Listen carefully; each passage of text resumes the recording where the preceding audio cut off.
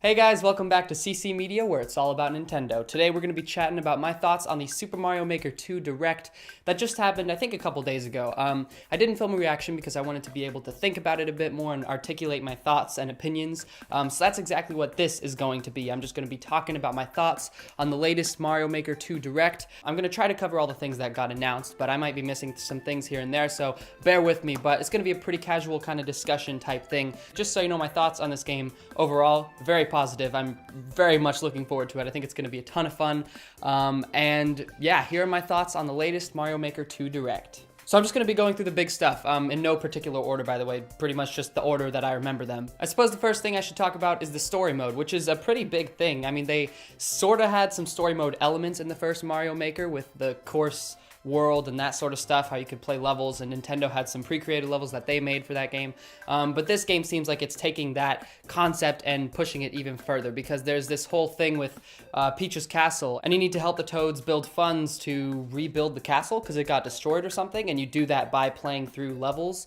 Apparently there are like over 100 levels. I don't remember the exact number, but I'm super excited about this. I mean, it doesn't look like it's going to be a super in-depth story mode, you know, like some crazy story with all these twists and turns. It doesn't look like it's going to be that, but I think it's going to provide for some nice extra single-player content for those who maybe aren't as interested in creating levels as they are in playing levels. So that's pretty cool story mode. No real negative thoughts about that. It looks pretty fun and cool, and it's nice to have. Next up, multiplayer. So they announced co-op for building levels together, which is really cool. And then they also announced online multiplayer for being able to play levels together with people. I was a little bummed when I first watched this because it doesn't sound like you're going to be able to play local multiplayer in terms of playing levels together as opposed to just building levels. That stinks a little bit, but the fact that you can play online is very cool. I'm very excited about that. And multiplayer is something I think the first Super Mario Maker was really missing, or at least it would have been nice to have. And so I'm super glad they're bringing that here. We also got new themes, including desert, winter, forest, that sort of thing for all the different game styles. They also introduced a cool nighttime mechanic, which I think is really cool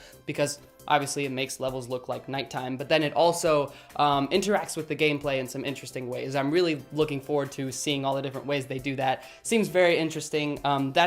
I just love all these neat little things that seem like small additions, but in Super Mario Maker 2, every single little mechanic or gameplay thing that they add is just completely opens the door to all sorts of new stuff. I'm super excited. So the nighttime mechanic seems very cool, along with all the new themes. Very, very awesome. Red Yoshi, they're bringing Red Yoshi back. They also brought the Angry Sun back, which I think is neat. It's going to be a lot of fun. I mean, I hated the Angry Sun in Super Mario Bros. 3. I don't know anyone who particularly liked the sun, how he would come down and get you, but I still think it's cool that they have it, so yeah. Oh, slopes. I mean, they already announced that in the first trailer for the game, but slopes are coming back, and that is awesome. I'm so excited. Slopes, they're gonna provide so many options for new ways to build your levels, and it really stunk not having them in the first game, and I'm so excited for them to be back here. They also talked a bit about 3D World and how it's like an extra style instead of being one of the main four, which I thought was interesting. Also, there was a little, like a space next to 3D World where it seems like they could very easily be another style. So that's very interesting to see that they could put another one in. I wonder what it would be. I don't know. Mario Land 2. But anyways, back to 3D World. Apparently you have to build levels from the ground up for 3D World. I think that's what it was. I don't exactly remember. Maybe I'm wrong. But they made it seem like, yeah, you have to build levels for the 3D World design. In other words, you can't change it to Super Mario World or any of the other designs after you've built it. And I think that's because 3D World has so many unique, interesting assets for that game that they just probably aren't able to build for all four of the other visual styles. So that's honestly fine with me. Like the catsuit, I couldn't imagine how the catsuit mechanics would work in Super Mario Bros., for example.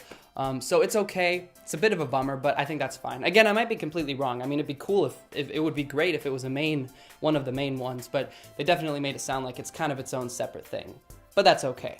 Oh my gosh, another thing I almost forgot about.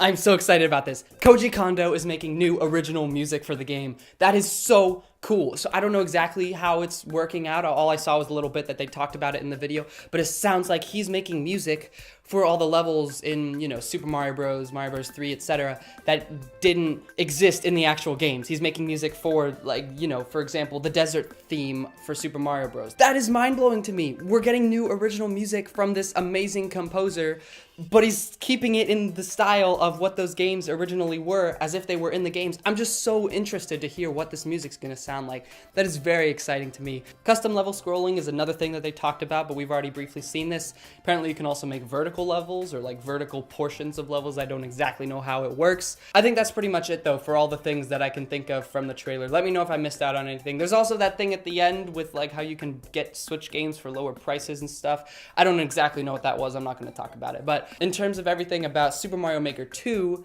for my overall opinion, man, this game looks gigantic. Like I said, there's so much I didn't cover here, just because there's so much in this game. I thought Super Mario Maker, the original game for the Wii U, I thought that game had a lot of content. And granted, it did, but this is just taking it and expanding upon it even more. When we watched the first trailer, I was like, okay, this still doesn't seem like a sequel. It just seems like the first game with some new stuff, like with slopes. That's cool. But now I really feel like this actually feels like Super Mario Maker 2, like an actual sequel. So there you have it. Those are my thoughts on the Super Mario Maker 2 Nintendo Direct. Let me know what your thoughts are in the comments down below. Thank you guys so much for watching this video. Stay tuned to CC Media for more Nintendo related content just like this, and I'll see you guys in the next video.